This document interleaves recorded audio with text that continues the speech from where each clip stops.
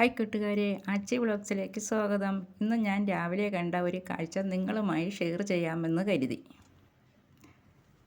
ഇത് കണ്ടില്ലേ?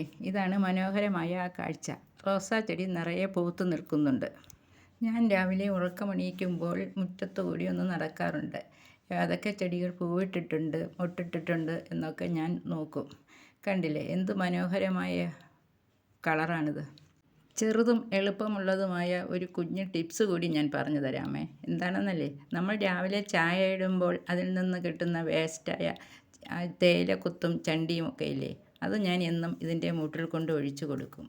രണ്ടാമത് വേണ്ടത് നല്ല സൂര്യപ്രകാശമാണ്. ഇവിടെ നല്ല വെയിൽ കിട്ടും. രാവിലെ 10 മണിക്ക് തുടങ്ങുന്ന വെയിൽ വൈകുന്നേരം 4:30-5 മണി വരെ ഇവിടെ കാണും. ഉണക്ക ചാണകം പൊടിച്ചതും ഇട്ട് കൊടുക്കാറുണ്ട്. പിന്നെ 2-3 ആഴ്ച കൂടുമ്പോൾ DAPയും 4-5 തരി വീതം ഇട്ട് കൊടുക്കാറുണ്ട്. അതുകൊണ്ടൊക്കെ ആയിരിക്കാം ഇത് ഇത്രയും പൂത്തത്.